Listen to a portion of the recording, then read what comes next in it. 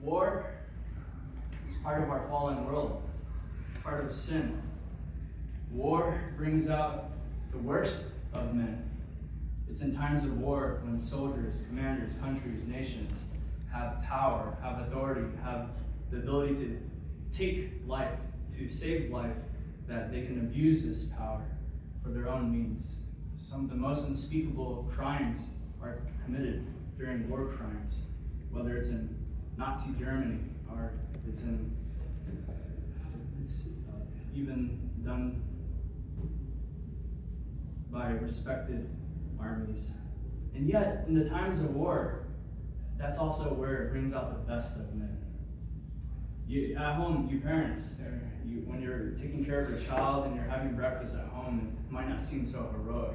You're raising your child. But it's that time when later on in life, when they start growing up, they could think on their own, live life on their own, and they choose to rebel, choose to disobey you defiantly. And yet you continue to love them and to cherish them and to care for them and pray for them. That is where your heart, that's where heroes have a chance to shine in those times of conflict. During World War II, there was a soldier, Private Desmond Doss. You might have seen this movie, Hacksaw Ridge. I highly recommend it. I love that movie. He was a man who, Seventh-day Adventist, and he came to the conviction in life that I'm not going to carry a gun. I'm not going to carry a weapon. I'll serve my nation. I love my nation, and I love my fellow soldiers, but I will not carry a weapon. And because of that, he received ridicule, persecution. His leader in the unit wanted to transfer him out because they said, you're going to be a hindrance on the battlefield. You're going to be a stumbling block. And they harassed him and did everything they could to get him to give up, to leave. But he still stayed on. And it was at this battle on top of Hacksaw Ridge against the Japanese, a fierce battle where the death mortality was so high. Desmond Doss, not carrying a weapon, but he carried his fellow brothers, soldiers. One by one, he went up. There was a huge cliff off Hacksaw Ridge where you have to lower by rope the people. One by one, he would run back onto the battlefield, grab his fellow brother, drag them all the way to the ridge to let them down by rope. One more. His prayer every time was, Lord, could you just give me one more? Give me one more. And by the end of that battle, that day, he had saved 75 lives, fellow brothers, who would never again take him for granted, who would never again ridicule him for his convictions, his beliefs of not carrying a gun.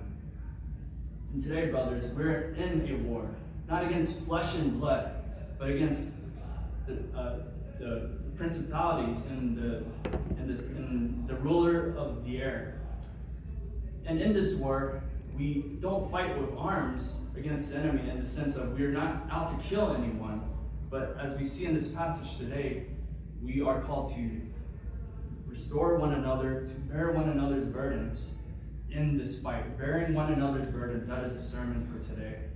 And that is what we do as a church.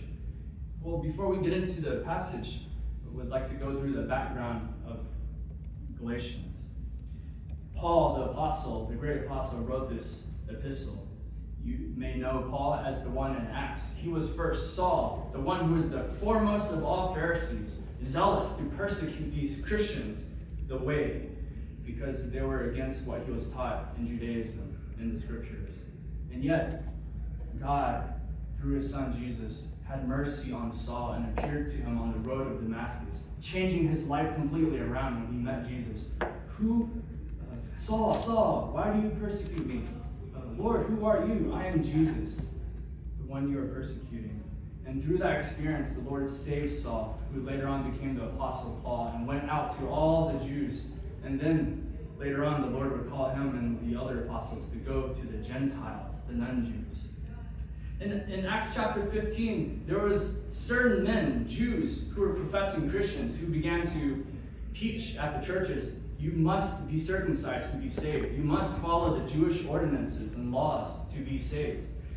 And Paul, Peter, and all the other apostles had to convey at a council and to rehearse and to say again the gospel of Jesus Christ. It is not by law, but it is by grace alone, a gift from God alone, the righteousness not of man, but of Jesus alone, that any man can be saved.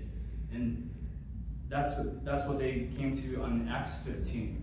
Now we're in the letter of Galatians. In this church, over time, the men who were reprimanded, who were rebuked for their false teaching, they crept back into the churches. They continued to teach that to be saved, you need Jesus. Yes, the good news of Jesus, but you also need to be circumcised.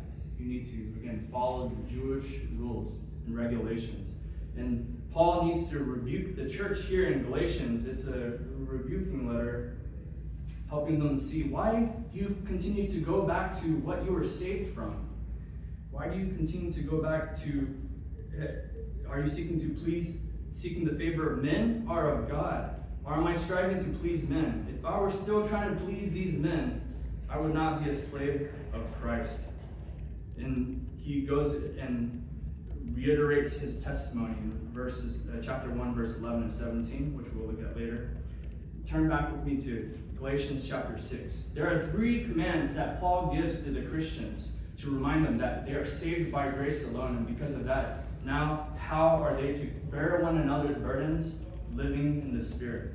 So 3 commands that Paul gives. The first one is to restore one another gently. Restore one another gently. Look in verse 1 with me. Brothers, this is a command given to the church. The focus is on God's people, not so much on unbelievers on the outside.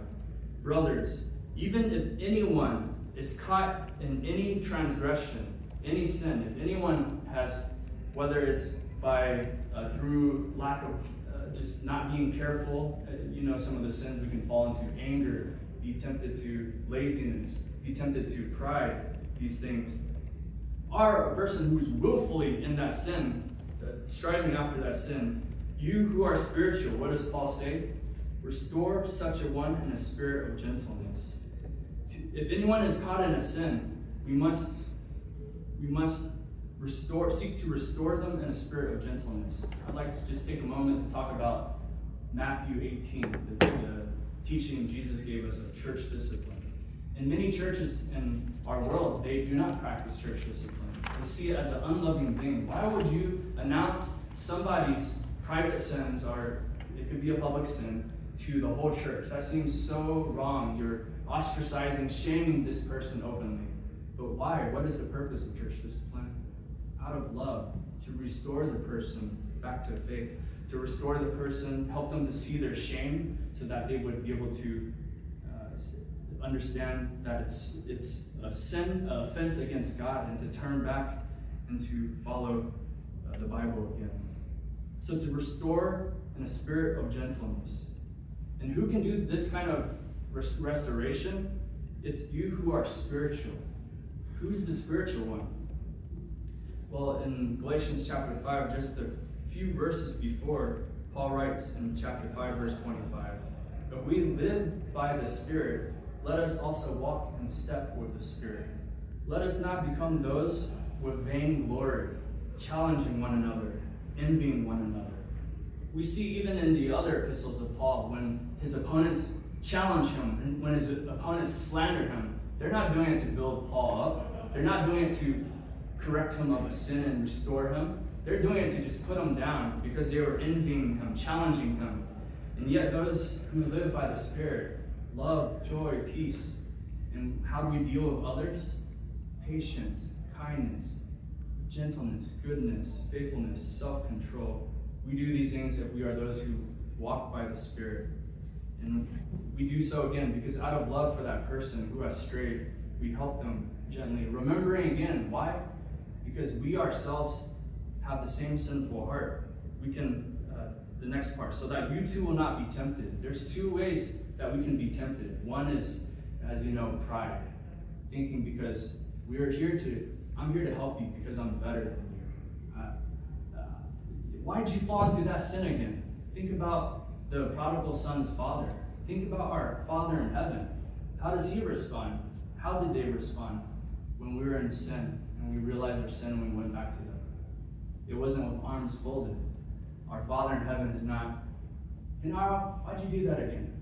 Why'd you do it again? No, he's our Father in heaven. His arms are open wide. As soon as the prodigal son came home, even before he could say anything, the father ran and embraced his son. So that you too will not be tempted in pride, that we will not be like the unforgiving servant, right? The one who was forgiven lifetimes, multiple lifetimes of wages, and yet he could not forgive his own fellow slave who owed him just a little bit. He had forgotten how much he had been loved. He who loves much has been forgiven much, loves much. He who has been forgiven little, loves little. How do we respond when we restore others, when we seek to correct others? Is it in gentleness, or is it in harshness and pride?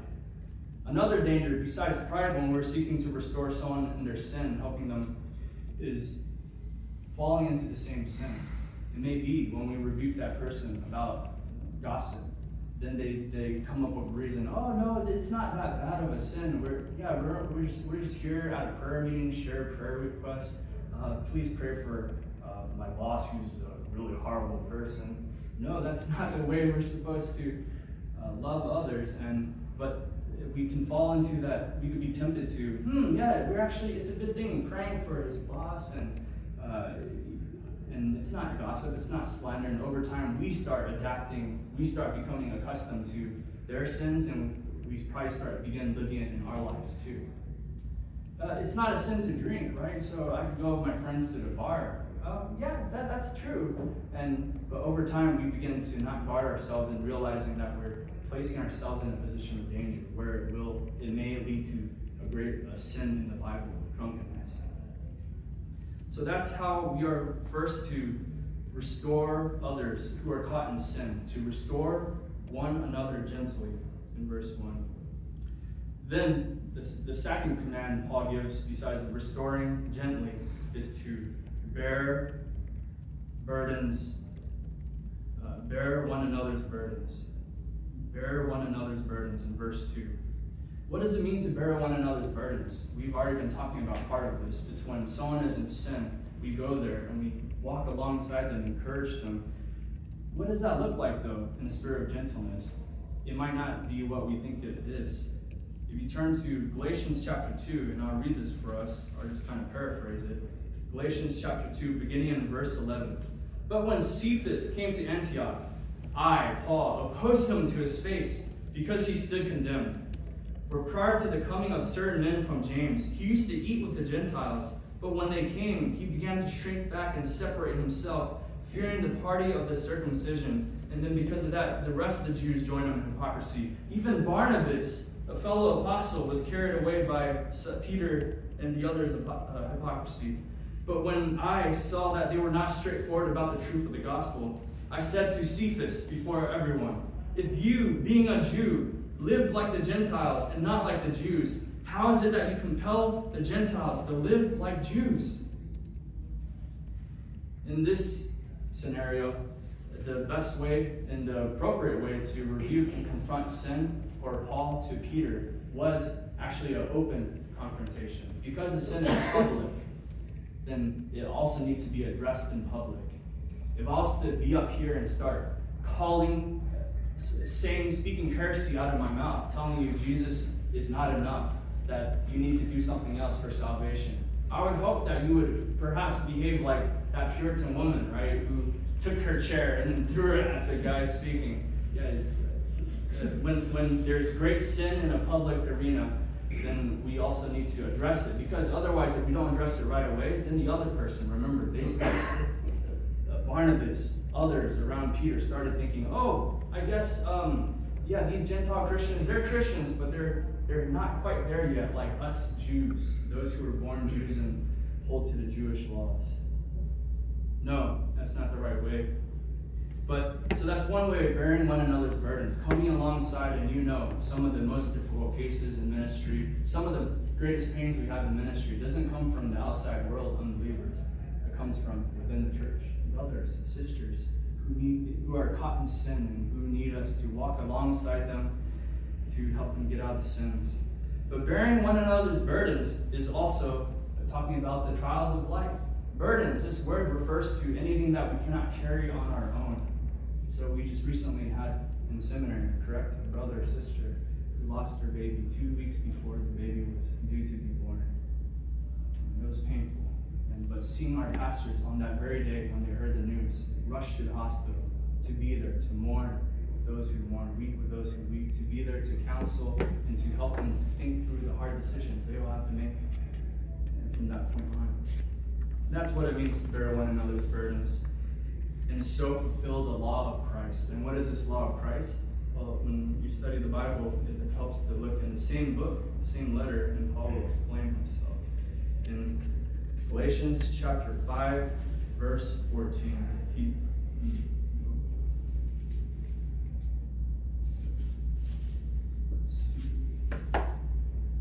Well, in the book of Galatians, I believe it is chapter 5, verse. He says, what is the law of God? It is to love your neighbor. It's somewhere in Galatians, trust me. That is what it means to fulfill the law of Christ. Love your neighbor as yourself. You're putting someone as more important than yourself. We already love ourselves naturally. That's what sin is. Our being born, our world revolves around us. But then Christ Jesus, he stepped into our lives and showed us, as you've been loved, now love others. Love your neighbor. And in this case, your neighbor is your fellow brother, fellow Christian, as yourself. Love your brother as yourself. In the whole time, in verse 3, as you seek to bear one another's burdens, in verse 3, you need to be careful. For if anyone thinks he is something when he is nothing, he deceives himself.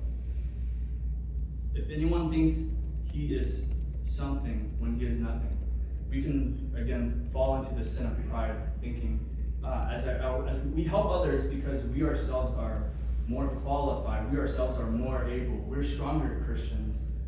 By our own strength? No. For if anyone thinks he is something, when actually he is nothing, he deceives himself. We need to remember the gospel again. What is the gospel? Galatians chapter 2, 20, 21. I have been crucified with Christ, and I no longer live, but Christ who lives in me. In this life, life I live in the flesh, in the body. I live by faith. In my own works? No. I live by faith in the Son of God, who loved me and gave himself for me.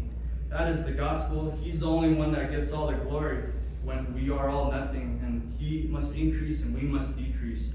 And when someone thinks he is something, the moment we think we're better than another person, the moment we think we're better than another Christian, we start comparing ourselves to other people, we have deceived ourselves and forgotten the root of the gospel again. Forgotten again. It is a gift from God that we've been saved. Not by any works. These Jewish believers are professing believers who wanted to add law on top of grace were forgetting how they were first saved. Not because of anything good within them, but by the sacrifice of Jesus and his righteousness alone. So Paul gives us 3 commands. First, it's to restore others gently. Then the second one is to bear one another's burdens. Then the third command Paul gives us is to examine yourselves. Examine your own work. What does that mean? Look in verse 4. But each one, every individual, must examine his own work, what you do, your actions, your words, everything that goes on in your mind. And then he will have reason for boasting in regard to himself alone. As we seek to bear one another's burdens in church, Paul's teaching us how to live the Christian life. We go and help others and love others. But remember, as we do that, we also need to have that balance of making sure that we ourselves are walking in the Spirit. We ourselves are first right with God before helping others. Otherwise, you're a blind man leading a blind man. You are someone who is caught in a trap and you're trying to free someone else from a trap at the same time. Verse 4. But each one must examine his own work, and then he will have reason for boasting in regard to himself alone. What does that mean? Does that mean, my conscience is clear. I have peace with God in my heart. Yeah, I'm a great man. I'm a great Christian. Follow my example, guys. That's not what Paul says. Follow me as I follow Christ. In verse 4, we boast. Anything good comes from the Father of lights. Anything good that we're able to accomplish in this life, is only by walking in the Spirit, by the Holy Spirit living within us, by the strength and the power that God gives. So He alone gets all the glory through anything that we do. And yet this is something we can strive for as Christians, because God has gifts, God has rewards to give to Christians based on how we live for Him in our lives. But we're not competing against one another for those things. As Pastor John, he wants to strive his hardest in this life to get the biggest crown that he can get. Why? Because at the end of his life, when we reach heaven, when God gives us those crowns, we will only naturally cast them, give them to the one who is worthy, the one who alone is worthy above all, the King of Kings and Lord of Lords. And not in regard to another. That means we don't compare ourselves again to other people. We need to examine ourselves. It's based on not, what's your standard? What's your standard? I'm comparing myself to your standard. But no, all of us as Christians, individually, we need to compare ourselves to God's perfect standard, which is the law. And we understand that all have fallen short of that standard. There is no one righteous, not one. All have sinned, ever since we were born, we have all gone astray like sheep. We have all turned to His own way. And because of that, we deserve to be punished. We deserve to be completely separated from God for all eternity. But we're reminded again that, while we're still helpless, while we're still enemies of God, while we're still sinners at just the right time, God gave His only Son. God became man to die for the ungodly. That is why we have reason for boasting. In verse 5, for each one will bear his own load. What does that mean? Load is something that, as opposed to burden. Burden is something we cannot carry on our own. Load is something carried individually. The responsibilities God has given to us, the work He's called us to do in this life. And we're all called to bear our own load. This is the load that we cannot bear for someone else, in the sense of Queen Esther, when Haman's plot was begun, and then the edict, the command went to kill all the Jews, that one day they will go and kill all the Jews in the nation. Mordecai, Esther's uncle, said to her, it may have been that God has placed you here to become queen over the nation for this very purpose, to save the Jews. That is her load to carry. That is the work God has called her to carry, to live out, to glorify Him. And if you don't do it, yes, God will still accomplish it, but through someone else, and you and your family will perish. So that is the load that we each must carry ourselves. So Paul gives us 3 commands to live the Christian life in grace, to live by the Spirit. First is to restore one another gently. Then the second one is to bear one another's burdens. Third one is to examine yourself. As we carry one another's burdens, an illustration I was reminded of, the song "And Can It Be?" Long my imprisoned spirit lay, fast bound in sin in nature's night. Thy iron diffuse, a quickening ray. A light went forth in the dungeon, and my chains are gone, and my heart was set free. I rose and went forth and followed Thee. As we see our fellow believers, when we first must examine ourselves and make sure we understand the gospel. Our chains are gone. We've been set free from the slavery of sin because of Jesus Christ and His sacrifice. Then we look to our brothers and sisters who, though their chains are free, they're still in their prison cells. They're as if they have been, they're still slaves of sin. And we need to remind them again, point them to the gospel that Jesus has already set you free.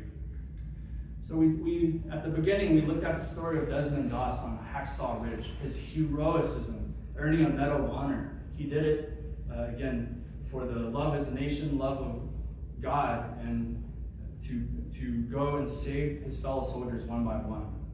But he must examine himself first and notice his conviction to bear arms. Is that because a conviction that comes from his belief in God? Is that just maybe he just believes, I don't want to carry a weapon because he's a coward? Or maybe I don't want to carry a weapon because I don't care about the soldiers around me. So what would happen in times of war? What would happen at Hacksaw Ridge? if Desmond Doss did not have those convictions, then he would not have been able to stand in the midst of war. He would not have been able to save those 75 men, and that would have led to perhaps his own death and led to many more lives that will die because of those 75 men were not saved. And yet, he was fully convinced in his mind and in his actions. And we too, again, why do we seek to live the Christian life? Why do we seek to continue in this fight and bear one another's burdens? We must have that conviction again. And it's because there was one who came before us. Jesus Christ, again, fully God, fully man, born into the poorest, born into nobody in this life, lived the righteous, perfect life. He didn't have any need to examine himself. He had no sin. And yet he lived a life to bear one another's burdens. Those enemies who he would soon call his friend, adopt as his own sons and daughters. Because Jesus Christ lived the perfect life, and because he died on that cross, bearing our sin and shame, the wages of sin, let us no longer live as if when we sin, or when we seek to add another law on top of what's already been given to us in the Bible, we're saying that Jesus' sacrifice is not enough. We're saying that I don't care about your sacrifice. Though you died for these things that I did or do in my life, these sins, I love them so much that I'll continue in them. I don't care about your sacrifice. Let us not continue to live on our own strength, but let us pray and ask God for the strength to continue on in this life, to do everything, whether we eat or drink or whatever we do, for the glory of the one and only, so that when we do get to heaven, what a day of rejoicing that will be. When we all get to heaven, we'll sing and shout the victory. When God says, "Well done, good and faithful servant, here's your crown." Let us take those crowns and give them only to the one that is worthy to be boasted of. And let us pray.